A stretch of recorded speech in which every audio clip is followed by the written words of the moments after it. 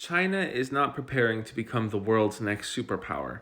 They are preparing to deal with their collapse. This is no discredit to China. They have brought 800 million people out of starvation and poverty. They increased their literacy rates in 40 years, more than any other country could have possibly done. But no matter how much can be accomplished, the same mistakes will be made by every authoritarian regime, putting all of the decision-making power into one person. The entire social credit system isn't something to make the country richer. It's for the Chinese government to decide who gets to be, quote unquote, saved from the impending collapse. When I say collapse, I don't think that China is going to be broken up into different states or anything that disastrous, because China does have very strong leadership and a disciplined population.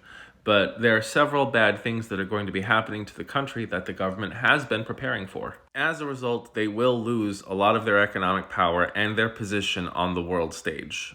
China's economy was already weakening before COVID hit. When it actually happened, things got much worse, and it is downward spiraling. China's manufacturing recovery, which everyone expected to come by the first quarter of this year, has turned to naught. In fact, exports have dropped by 12% in June. The opposite is supposed to be happening.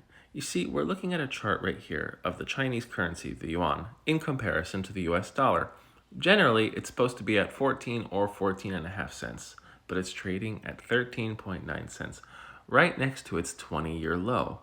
Now, when the currency is supposed to drop in value, exports are supposed to skyrocket, yet, as we've just seen, their exports are dropping. And deflation, which is much worse than inflation, has hit China's manufacturing sector.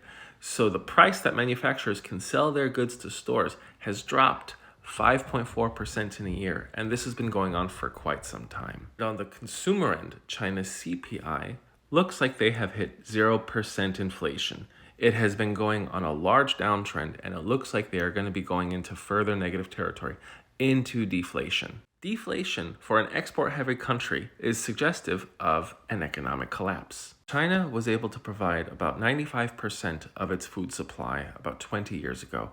Today, that number is closer to 69%.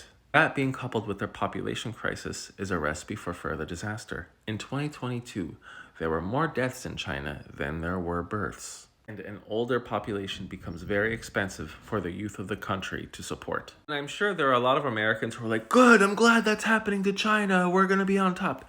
If China has a nasty collapse, that will affect and harm the world all over. They are the world's second largest economy, and to think that we would be immune to the ripples of that disaster is pure ignorance.